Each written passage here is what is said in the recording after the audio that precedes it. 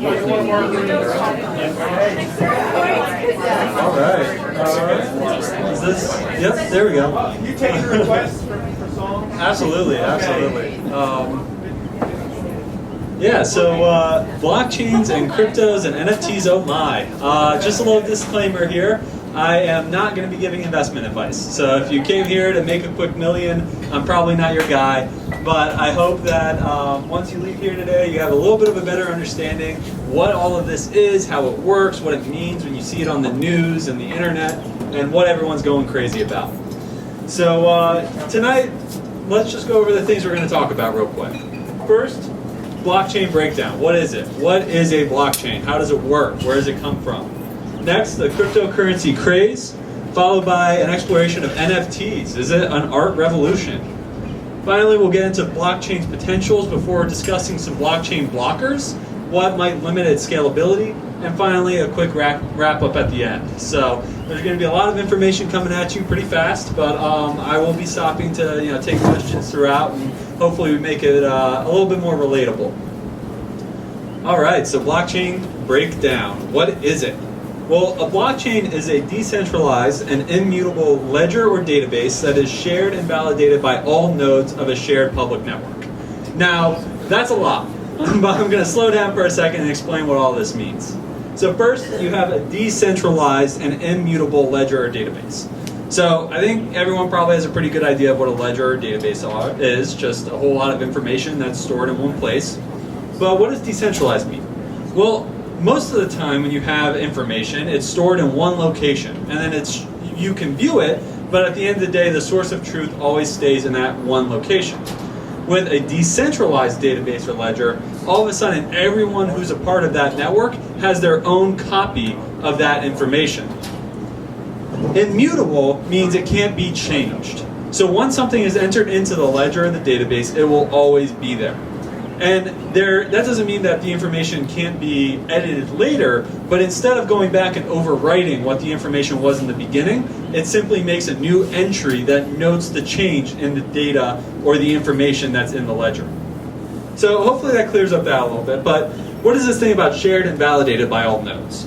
Well, a node is basically an individual, or in the world of digital cryptocurrencies and blockchains, a computer.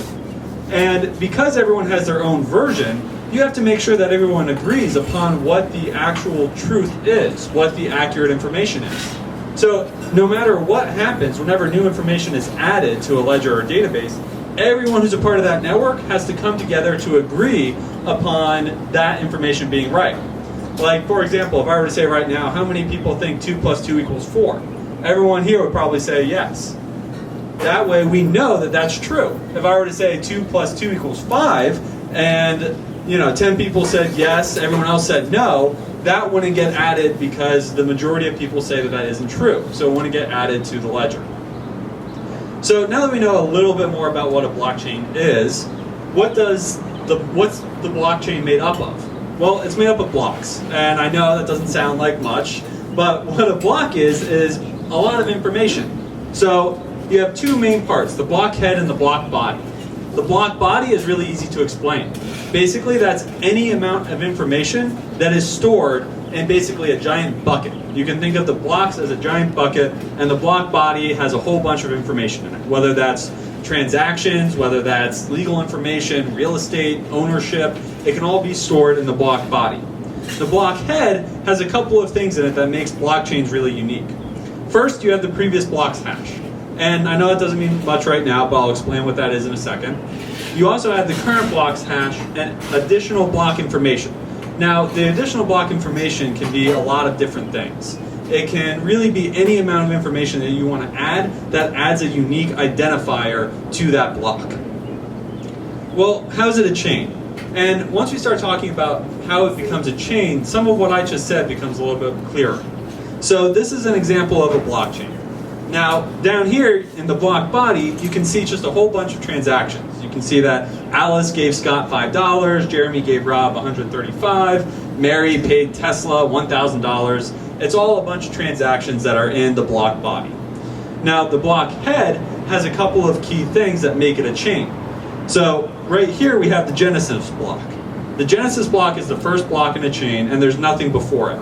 So that's what makes it the genesis block. That's what identifies it as unique and special.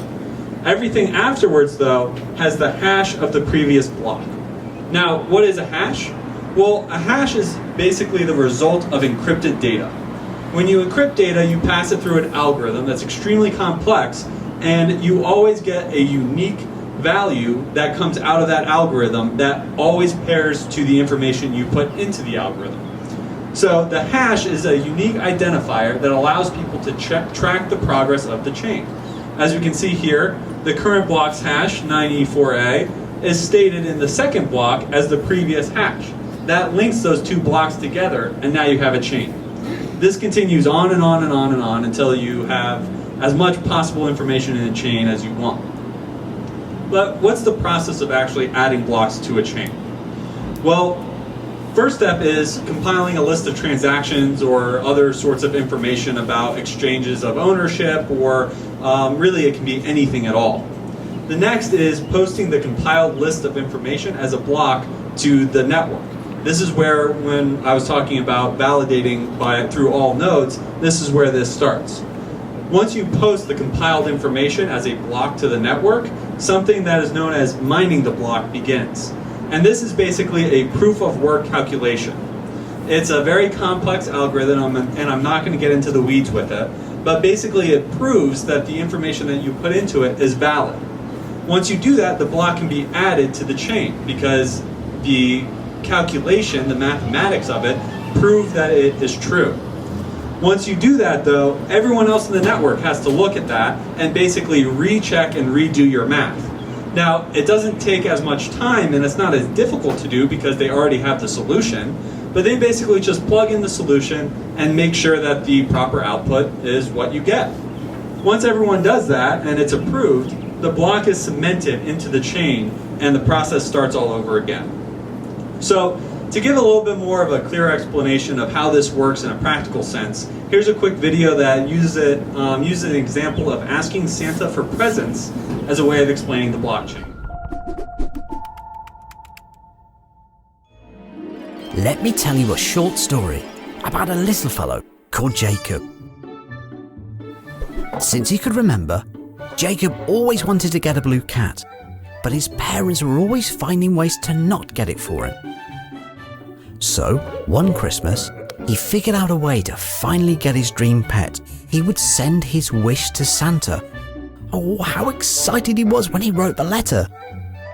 But Jacob was too young to take the letter to the post office by himself, so the next morning, he had to ask his dad to do it for him. You could say that his dad was the middleman between Jacob and Santa. He never imagined that on his way to the post office, his dad would open the letter, read it, and replace the blue cat on the list with a brand new pair of socks. The letter was posted to the North Pole, to Santa and the elves. When they received it, they started working right away, making Jacob's gift. So, that year, Jacob received an adorable pair of socks. But next Christmas, Jacob decided to use the blockchain. Jacob wrote exactly the same letter, but instead of giving it to his mum or dad to deliver, he directly uploaded it to the North Pole blockchain. The North Pole blockchain is made up of a lot of computers connected to one another through the internet that all store a copy of everyone's Christmas list. The network is being monitored at the same time by all the elves, Santa himself, and even people like Jacob's parents. Every time a new letter is received, it is saved onto every individual computer, so everyone has the exact same copy. As the blockchain is an open network, everyone can see all the letters, even though it's impossible to know to whom each one belongs to. But when Jacob's parents saw that there was a letter asking for a blue cat, it wasn't hard for them to know that it was from Jacob. So, once again, they changed it, this time for a cookbook. But as every other node had a copy of Jacob's real letter, the change was spotted, and the computer trying to make the change was cut off from the network, meaning Jacob's real letter remained unchanged. So, guess what Jacob received that year for Christmas? All right, so before we go on any further, does anyone have any questions about what we've talked about so far? I know it's a lot, so I just want to give a second to let it sink in and see if you guys had any further questions about it. No? Good so far? All right. Proof of work, the only thing we're going to go over today? No. And proof of work, yes, not proof of stake, but just trying to get at the general, some of the basics and most widespread understood parts of blockchain. If I tried to get through everything, I would keep you guys here for about like 3 weeks. So I'm trying to do it all in one night. So now that we understand what blockchain is and a little bit more about how it can be used, what exactly is it ending up being used for? Well, first, data validation and protection. Like we saw in the video with the cats being changed for a cookbook, blockchain allows people to make sure that their information is being protected and validated so that no one can come in and change it or maliciously edit what they want to have in the world. The next is NFTs, non-fungible tokens, and we'll talk about that in a little bit. But there's one more that really took the world by storm and introduced the concept of blockchain to everyone. And there's a little video for it. I was broke, unemployed, I was starting to slouch. I was sleeping in the basement on my mama's new couch. That's when I heard it all, a chance to skirt it all. A money like my last girl, completely virtual. Got the top graphic cards, got a power supply, a microprocessor, a motherboard, a tower and drive. I put the RAM in the RAM slot, drive in the larger bay. Topped it off, 2 fans, like a Chargers game. Price spiked to 30, I missed out, I fear. Crudely assemble a rig like a BP engineer. My friends and family smiling, smirking, or make fun of me. But I'ma make them eat their words because I'm gonna be a Bitcoin billionaire. Spending money like I don't care. Mining coin in my underwear. I'm gonna be a Bitcoin billionaire. Selecting software and reading the notes. I'm picking out my favorite miners like a Penn State coach. Pick me a digital wallet for holding all my amounts. Read up on all the ways to open lots of accounts. I feel like Tom Brady. I got a fear of inflation, but this is crypto, baby. Central bank decentralization. The script, I flipped it. Laptop encrypted. My life was rotten, now all my cotton's ejected. And on my vacation, I'm crypto supplying. And they call me gentrification, the way I'm black modifying. Friends asking, what's the best part of your newfound treasury? I say, reminding you how you told me I'd never be a Bitcoin billionaire. Spending money like I don't care. Flash drives in the underwear.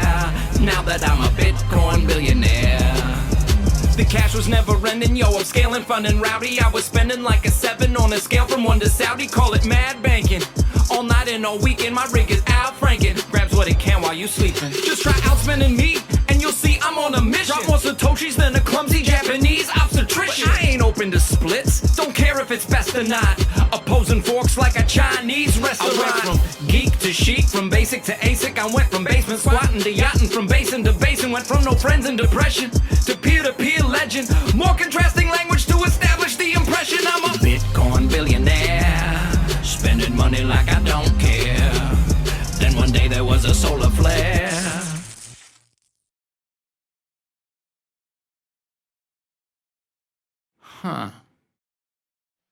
I was a Bitcoin billionaire. Spending money like I don't care. Now I just pawn my underwear. Used to be a Bitcoin billionaire. Any change that you can spare? I'd settle for a Dogecoin. I'm so desperate. Bitcoin billionaire. Sorry guys if this is going to be stuck in your head for the next 3 days. I have heard it on repeat over and over and it has driven me insane. But yeah, the cryptocurrency craze. What happened with that and where did it all start? Well, it started with this guy, Satoshi Nakamoto. Who is he? No one knows. This was a pseudonym and no one's really cracked who it was. There are 3 main suspects to who they think it is, but none of them have actually been confirmed. So first, meet Dorian Nakamoto. His pros are that he was a software engineer, always important to do something in the digital world, and he shares the same last name, which if you ask me, if you're going to create a pseudonym, why would you do it with your same last name? So overall, all right. One speaker down. Yep.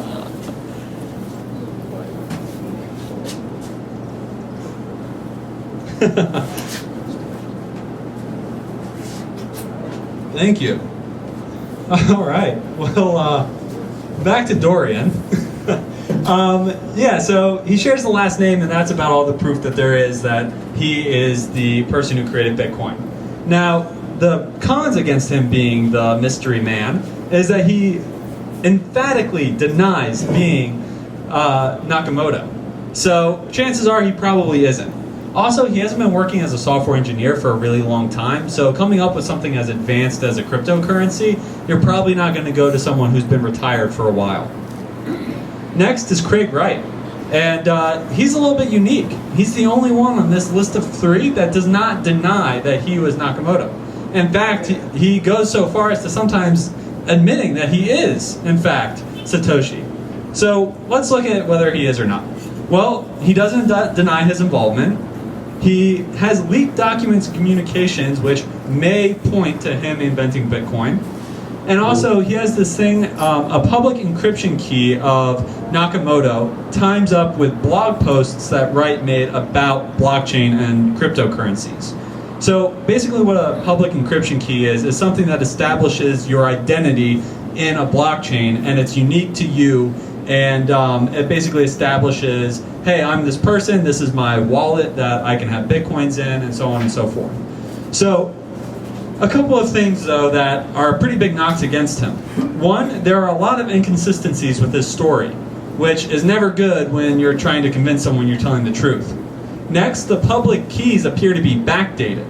So the blog posts and those keys, their dates, aren't a really good, reliable source of information when it comes to proving him as Satoshi or not. Now, he's actually in some legal battles right now over whether or not he did invent Bitcoin. So I guess eventually we will find out whether or not he was actually the man behind Bitcoin. Finally, we have Nick Szabo. And once again, he was a software engineer, which is always good. He invented something known as BitGold back in 1998, which failed miserably. But it did have some of the same ideas as Bitcoin and definitely influenced Satoshi's invention of Bitcoin and the way he went about things, including proof of work. Finally, he worked for DigiCash, which was a company that once again dealt in a publicly shared ledger for transactions. Cons are that he denied the claims of being Satoshi back in 2014, but he's been pretty quiet about it, not as loud as Dorian. So who is it? We don't really know. It could be any one of these 3, and maybe someday we'll find out. But as of now, we don't know. So what's the process with Bitcoin and other cryptocurrencies? Well, it's pretty much the exact same as what I talked about in the beginning. You have a list of transactions that then get posted to the network as a block. And then this is where mining the block really comes in on TV and internet when people talk about it. And that's how you earn cryptocurrencies. So when you're mining on the Bitcoin network, if you do it right, you get this proof of work calculation correct, and you were the first one to solve it accurately, you get a reward. And that right now is in the form of 6.25 Bitcoins. Back when Bitcoin started, it was 50. So every so often, the reward halves and the difficulty increases. So right now, they're predicting that the last Bitcoin mined will be in the year 2140. And then that's it, because Bitcoin are finite, as I'll talk a little bit more about in 1 second. So once someone mines the block and gets their reward, it's then distributed to all the peers of the Bitcoin network to be validated. Basically, is this actually the proper proof of work? And once it is, it's approved, and all of those transactions are cemented in the blockchain. So right now, there are a ton of different cryptocurrencies. As of March of this year, there were over 18,000 different cryptocurrencies. But there are about 20 that really make the news. Some of them are serious, like Bitcoin and Ethereum, and others started as a joke, like Dogecoin. Someone thought it would be funny to make a cryptocurrency that was inspired by a meme. But it's taken off. It's very popular, and right now it's one of the biggest cryptocurrencies in the world. So, pretty crazy. But some more fun facts about cryptocurrencies. Well, the first cryptocurrency exchange commercial transfer was to buy pizza, which I find fitting. It seems like someone should buy pizza with cryptocurrencies. Next, you have as I mentioned before, the number of Bitcoins is finite. And this is something that you see often with cryptocurrencies. It's a way of making sure that the scarcity of the coin remains intact. If something is too prevalent in the market, its value plummets. So in order to make sure it retains value, there are limits imposed. Now, with Bitcoin, it's an all-time limit. Right now, there are 21 million Bitcoin in the world. That is all the Bitcoin there will ever be. 19 million of them have already been mined, which leaves just about 10% left to be mined and distributed to the network. But other cryptocurrencies have similar methods, like Ethereum. They don't have a set finite amount, but they do limit the amount of new Ethereum coins every year. So again, it's all about managing scarcity and ensuring that value stays high. Cryptocurrencies are banned in 9 countries, including China, Egypt, Iraq, and Morocco. There are 42 other countries that have imposed such harsh restrictions on cryptocurrencies that they may as well have banned them. Finally, I want to talk a little bit about the tragedy of James Howell's thumb drive. I don't know if anyone's heard this story, but it's pretty sad. There was a guy back in 2009 when cryptocurrency and Bitcoin first got started, and I don't know whether it was advice from a friend or something he saw online, but he said, hey, I'll do that in my free time, sounds fun. And he started mining Bitcoin. Well, he was able to accrue 7,500 Bitcoin. But guess what? He lost the thumb drive that had his private key. That private key is the only way he can access any of his Bitcoin. Anyone want to take a guess at how much those 7,500 Bitcoin are worth today? 100 million. Oh, more than 100 million, more than 21 million. It is worth $300 million today.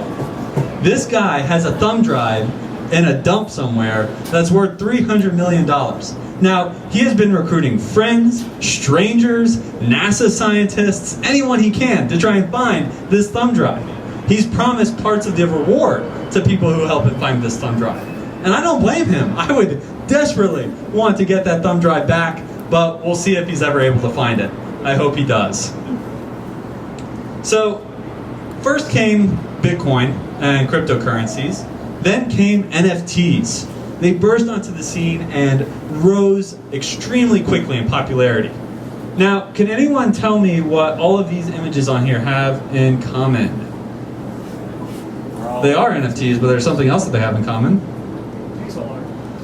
Pixel art, some of them are, but this one isn't. This one's actual art that's just, photoshopped into one big thing. This is actually source code for the internet, so that's kind of interesting. But the thing they have in common is they are all worth millions and millions of dollars.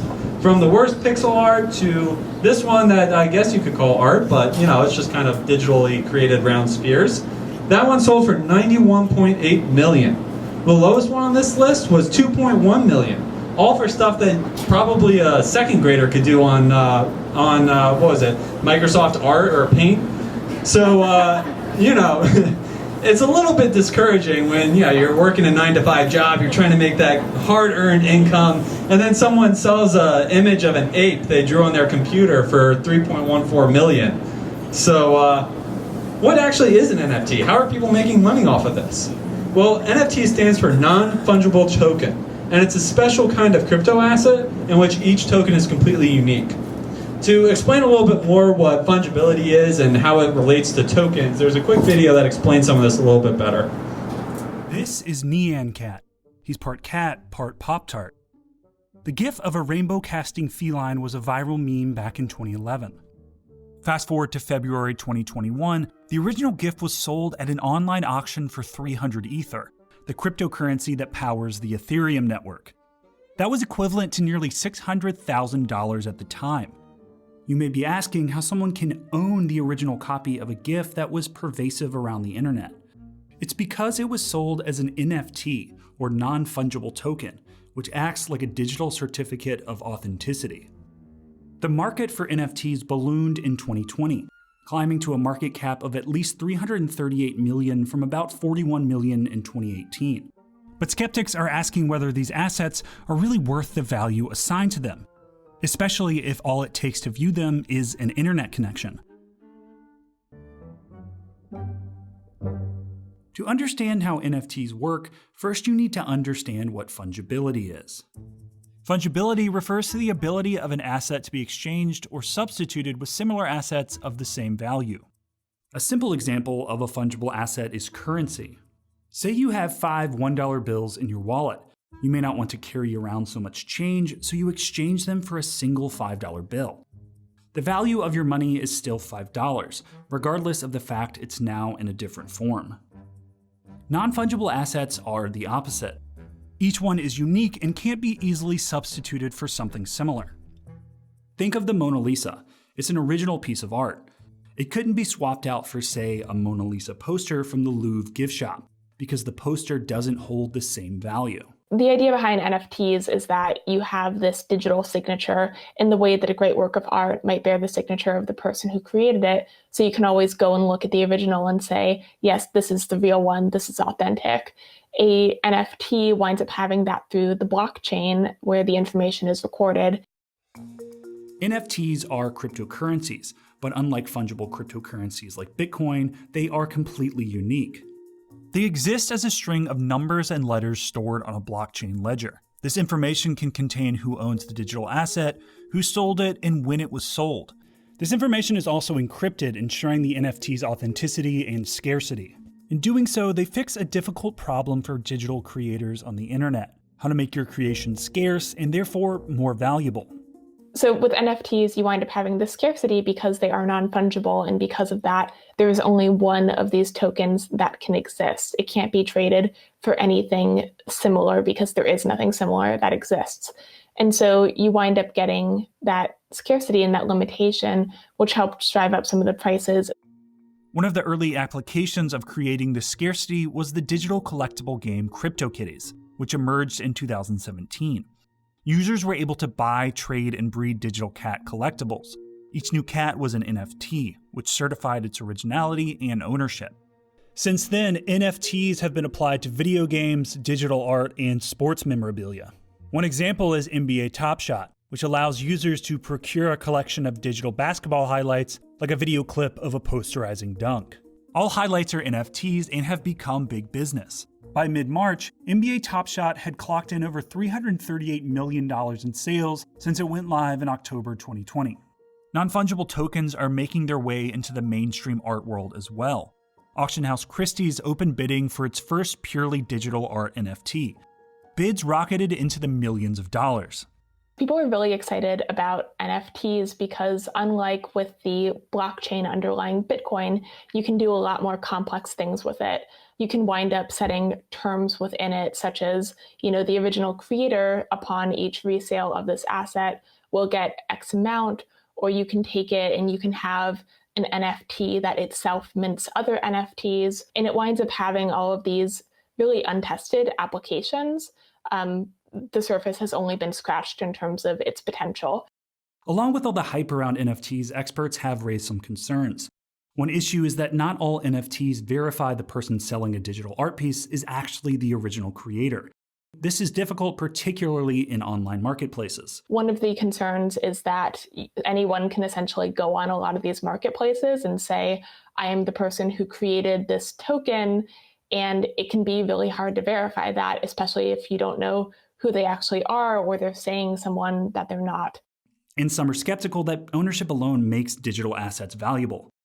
When it comes to digital art, a buyer owns the original digital painting, but the person can't keep others from copying the image and sharing or changing it online. You have had a lot of scams in cryptocurrencies just historically. And so the concern is that, people are hyping these up. They're saying, go buy these NFTs, it's great. But in reality, there's always got to be a buyer for there to be a seller, and people might decide all of a sudden, let me cash in my profits, and someone's going to be stuck holding the bag. Hopefully that explained a little bit more what an NFT is. And there's something else that's pretty interesting about ownership of NFTs. What exactly are you buying? They touched on it some in that video, but the fact of the matter is you're not actually buying the design, the GIF, whatever that original digital file is. You're not buying that. When you purchase an NFT, they don't send you the original file and say, there, it's yours. basically what you're purchasing is a whole bunch of information about that image, that GIF, that video. So it's what's known as metadata. And I will show you an example in 1 second. But the person who originally created the NFT retains all copyright and reproduction rights. So that means they really do still own what they created in terms of being able to reproduce it and resell versions of it, or even just being able to claim that it was their idea. It will never truly be yours. You simply own a bunch of information about it. So this is what NFT metadata looks like. You have the contract address, you have token metadata over here, you have a bunch of IDs, most likely people who have owned it at some point in time, the token name, and the original image. And at the bottom, the original creator. So this is what you're really buying when you purchase an NFT, all of this information. And basically what it amounts to is bragging rights. You get to say, hey, I own all this great information. But anyone can go to the image and click copy and then paste it wherever they want, or download it, or take a screenshot. Nothing stops them from owning what makes it valuable. If we were to translate this into real art, if I were so lucky to be able to buy the Mona Lisa, because I had a great friend in the museum and he was looking to make a quick buck, well, I would actually own the Mona Lisa. I would have the physical painting with the paint, the paper, the frame, all of it. I would have it. And I would put it in my house and I would have friends over and I would say, look at the Mona Lisa, I own it. With NFTs, that's not the case. You get this, which I don't know, but if you ask me, that's not what makes art valuable. It's the actual image, it's the actual work that went into it, it's the materials that were used. And in the digital world, everyone still has access to what truly makes art art. Not all this information, but the actual end result. So, before we go into blockchain's potential, I'm going to stop again. We've gone through a lot, what cryptocurrencies are, what NFTs are. Are there any other questions about any of that right now? Yep. So, do you have any idea with the countries that have made it legal, is that actually like what happened? Do you have any reason? Does it actually, they really make it illegal, or is it just, because it's sort of like, isn't it like the information's hidden or something? It's sort of, and also right. just to ask, like, do you see that happening in the U.S., or is there talk about that happening? Is regulations very important? There's no talk about banning, especially not cryptocurrencies or NFTs. There is talk about a need for regulation to make sure that people aren't getting scammed or ripped off in the U.S., which is something that is important and is needed. There needs to be some way to make sure people aren't getting stolen from, that their property isn't taken from them in the digital world. But in terms of actually banning it, America has not even talked about that. In countries where it is banned, they can somewhat ban it on normal internet networks due to censorship and things like that. It's the same reason that China can block Facebook or these other social media platforms. But in China, especially in China where VPNs are already widely used, VPNs allow people to have access to blockchain networks. Now, what you mentioned about the information being hidden, the information isn't hidden, it's all publicly available, it's just encrypted. So there's a difference. Like ownership. Oh, ownership. So no one actually owns the blockchain networks. They can own, information on it, like the NFTs. So the wallet, everyone can see everyone else's wallet. It's just that the identity is encrypted. So I can see that wallet number 1FEAB77 exists, and that might be your wallet. I can see how much your transactions, what you've done with your money, if you've withdrawn, if you've deposited, but I can't actually know that it's you. I can't get your name from it. I can't go into the account and take out money. So there's a level of separation between visible and just encrypted information. As a follow-up to that, how do you think regulation potentially could impact the cost structure of Bitcoin? Yeah, so we actually saw a little bit of this a while back when there were some regulations that were introduced to cryptocurrencies that made it more difficult for people in cartels and other illegal activities to use Bitcoin to pay for stuff. And the value plummeted because you saw a lot of people all of a sudden pulling out of the Bitcoin network because people were watching for crimes. So it definitely does have an effect. Is it going to destroy it? No.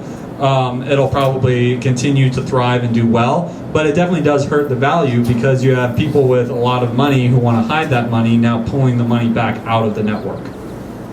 Yeah, my question is pretty basic, but so you buy into an NFT and you have a piece of paper that's just like what you showed us, but what's the value of it? It goes up, I'm presuming it goes up, but other people buy it. So if other people buy it, you no longer have it. You can't sell it again. So it's not like a stock where other people buying it simply can help your price rise. Once you sell it, that's it. You don't get any more value from it. Now the creator, as they mentioned in the video, there can sometimes be these smart contracts that happen automatically. So anytime someone else buys it, even if it wasn't from them directly, they can still get royalties and profit from that purchase.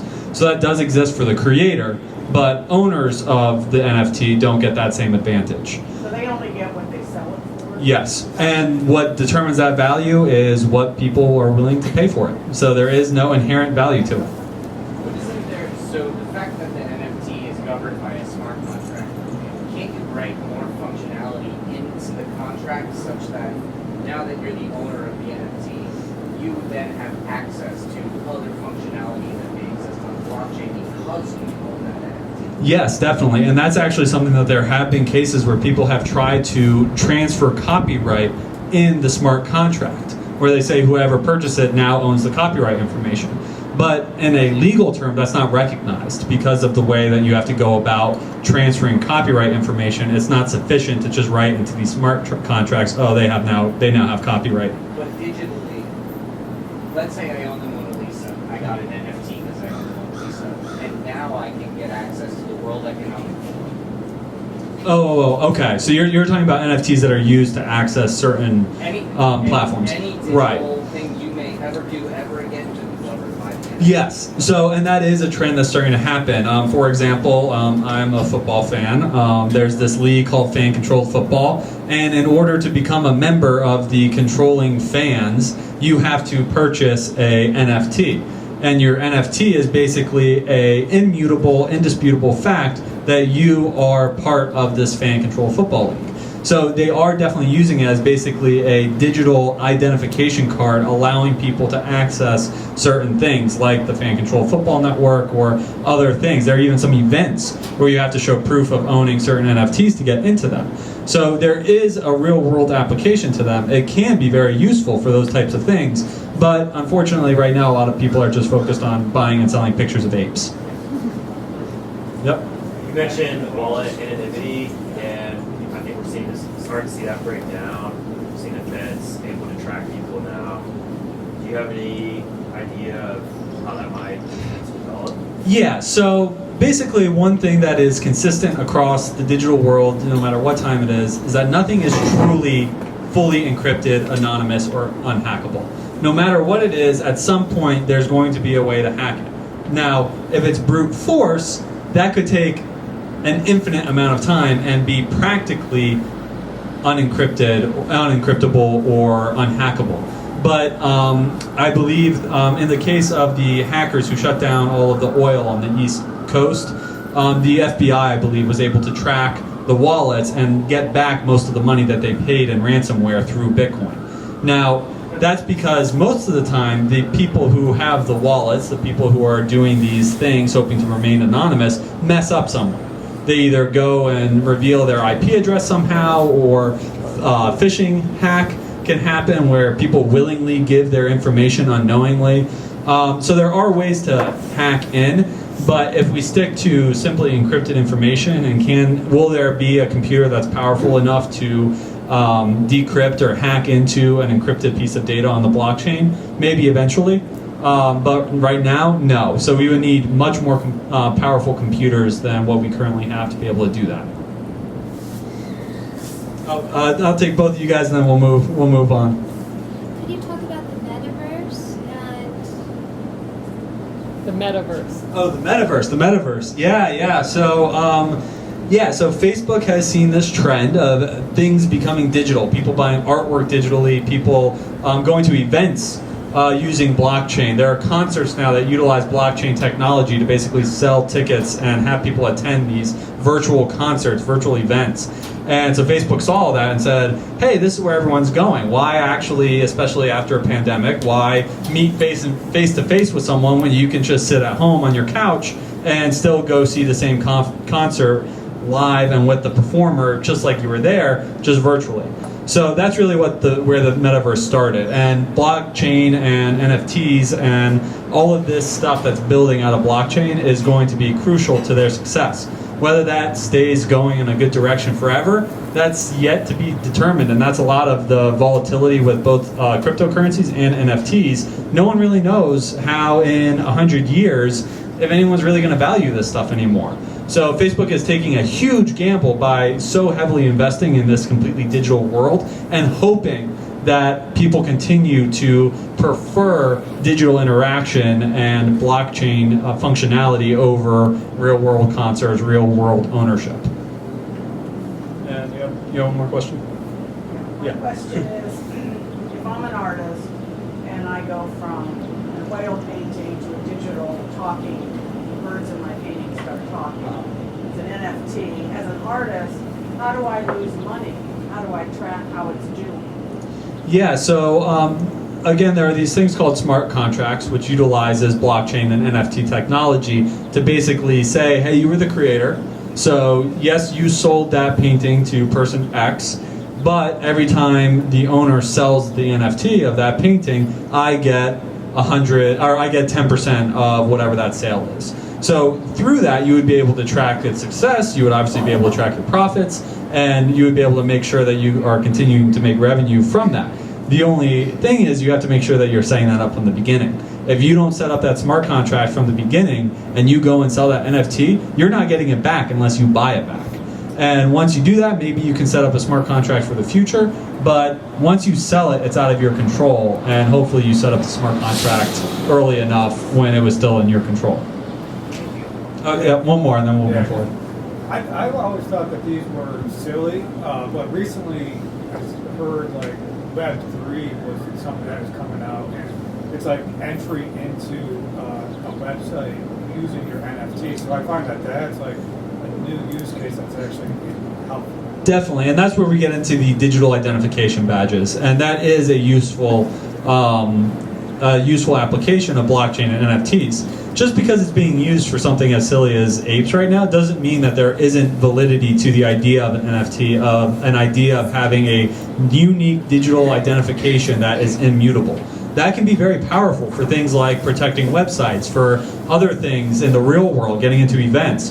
But right now, the craze is around cryptocurrencies and these images that are being sold as NFTs, and people really aren't diving into the full potential of blockchain and what it can be used for.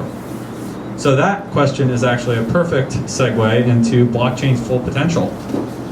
So one of the main areas is actually mainstream finance, and not with people buying cryptocurrency and using it to buy goods instead of cash, but actually being able to make sure international payments and transfers are more efficient and secure. Again, anytime you take out a middleman like a bank, you're making things more efficient and generally more secure.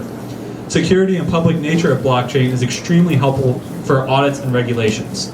Now, I'm sure everyone here probably hates being audited, but for the people doing the audits, this type of technology makes everything really transparent and really easy to see. They can track everything easily, and they're not relying on people to turn over the information and trusting that that's everything, that they don't have something squirreled away somewhere. So auditing is a lot easier with blockchain. Peer-to-peer transactions, it's a lot faster. Again, there's no middleman, there's no bank, there's no credit card determining whether or not you can make this purchase. You either have the money or you don't in the form of Bitcoin, and you're transferring it to a person on the same network. So it really makes it a lot easier peer-to-peer.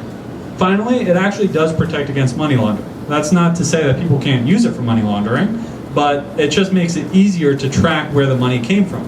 Remember, all the transactions are on the ledger. Everyone can see those transactions. So if some person is all of a sudden paying Joe's laundromat $1 million every month, guess what? That's probably money laundering. So that is at least an easier start to finding people who are laundering money. And then the difficult part of identifying who that is, decrypting information, things like that begin. But at least they have a start. Before, all that stuff could be easily covered up when all the information was centralized. Real estate. Real estate is something that is really growing a lot bigger with blockchain technology.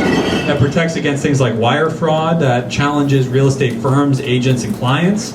It also allows you to use smart contracts, something we've already talked about, when buying and selling homes. It's protected an authentic historical ledger and value of property. So say you're buying a house and someone swears to you up and down that the foundation definitely didn't crack and there was definitely no mold in the attic. Well, you can go onto the ledger and see that, hey, the foundation is cracked, it got repaired, and there is still mold in the attic, so maybe you don't want to buy that house. Next, it aids rental property owners manage things like rent payment, maintenance to their building, and credit background checks. Again, transparency and ease of access to information is always going to help people who are managing information and managing people linked to that data. Next is medicine, and medicine is really where blockchain can get really exciting. Because I'm sure we've all been in a situation where we've changed doctors and now we have to get in contact with the old doctor, have them send over all the files and hope that the new doctor gets it and everything is correct and blah, blah, blah. With blockchain, your information can be shared instantly across the network because it's constantly being added to the ledger. Another thing that it helps with is ensuring records are accurate and consistent. Say that new doctor prescribes something new, and then that new doctor leaves and another doctor comes on. Well, you can rest assured that the new prescription information is what the new doctor is seeing, not something that's old and next thing you know, you're really messed up. Decentralizes ownership of EMRs and allows patients to control their own information. This is something that was really interesting and I had no clue was going on in the electronic medical record world. There were very few companies that controlled all of the patient information and how that was being distributed to various research centers, test centers, etc. So with blockchain, that decentralizes that control over the information of patients. That even allows patients to control their own information, where it goes, and they can even make a profit off of selling their information to these places doing research. Finally, it helps streamline and manage rebate and insurance payment processes. Yes, these are all things that companies are actively working on doing or have already implemented it. Last is forgery protection. And I know we've talked a lot about forgery of information and how it protects against malicious intent, but it's really important and it has some very cool uses outside of the world of cryptocurrencies and transactions. One of the big ones is to combat the threat of deepfake videos. If you have a video on a blockchain and someone goes in and tries to manipulate it, everyone can see that that video has now been manipulated and isn't the original video. That instantly destabilizes everything that a deepfake hopes to achieve. Next, it protects against stolen identity and identity fraud.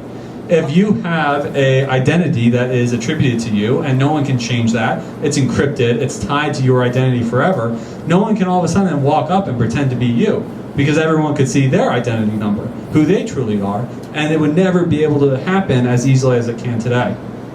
Finally, blockchain can be used to develop globalized security protocol standards. Now, right now, a lot of places use end-to-end encryption, which is good. It works really well for now. But using something like blockchain is much stronger protection against malicious hackers or people seeking to change or steal information. That's because as more and more people are added to the network, it actually gets more and more challenging to change or edit information on the blockchain network. So the more people involved, the less likely someone will be able to sneak in and change something they shouldn't. Finally, it protects against man-in-the-middle attacks during data transfers. Right now, data transfers occur between two ports. It goes in one side and it comes out the other. Someone could be sitting in the middle, listening to that, gathering information about how the data was encrypted, and basically unravel the communication between the two parties and steal whatever they want. But blockchain really protects against this because everyone gets the ledger at the same time. It's distributed to everyone, and everyone can see it in plain daylight. There's no secrets going on. So these are all some really great applications of blockchain, and it sounds like it's something that is really good for the world. But where are the issues? Why are there blockers? Why haven't we seen this take over the world more than it has already outside of cryptocurrencies and NFTs? Well, there's some pretty big blockers. One is energy consumption. It is very hard to calculate those proof of works that I was talking about, and that takes a lot of energy. Right now, if Bitcoin was a country, it would rank 30th in the world in energy consumption. Mining a single Bitcoin uses enough energy to be the equivalent of the average household's energy usage for 9 years. This is a ton of energy that's being used, and we're not seeing a way of slowing it down. Now, Ethereum, their network claims that they're going to be releasing version 2.0. And version 2.0 will reduce energy consumption by up to 99.95%. But we haven't seen any proof of it, and everyone's kind of saying, we'll see. We're not seeing it yet, and it doesn't seem like it's going to happen, but it would be amazing if it did. Next, speed of validation. When you walk into a store and you buy something, that purchase is validated very quickly. It takes a matter of seconds. But if everything was on the blockchain, validating a single purchase could take hours, if not days, depending on how much information is around it and how difficult the proof of work is. This could slow down life a lot and make it much more challenging to do easy day-to-day tasks. Next is universal standards or regulations. We already touched on this some, but there really aren't any. Now, people in countries are trying to develop regulations and ways to protect people without ruining what makes a decentralized ledger so powerful, but it's kind of difficult to strike a balance. For example, there was a cryptocurrency named OneCoin, and it was a scam. It was a Ponzi scheme. And they robbed millions and millions and millions of dollars from people before they were even caught. Now, thankfully, they were caught and they were thrown in jail, but it took way longer than it normally would because of all the things that make blockchain so powerful through the decentralization. Finally, we have privacy concerns. Now, transparency is great. Transparency protects a lot of people against a lot of things, but there is some information that you don't want out there. Not everything should be public knowledge. And while there are ways to protect information and protect medical records and things like that from becoming publicly exposed, there are a lot of things that if everything was on blockchain, you probably wouldn't want to be publicly accessible. So these are all things that people are trying to balance as they're scaling blockchain and the technologies and uses of it. All right, wrap up. This was a lot of information, and so I'm going to try and keep this brief. But what do I really want you guys to take away from tonight? What is blockchain and all the technologies really about? Well, it's a message of trust. And for a long time, we've had to trust middlemen and black boxes and unknown entities to do the right thing and transfer data properly, process transactions, control our lives and our realities through these closed doors and mysterious processes. But blockchain can change all that. They can make a network that allows us to trust each other because we're the ones running it. We can see when transactions are posted, when information is shared, what's going on, and who's doing it.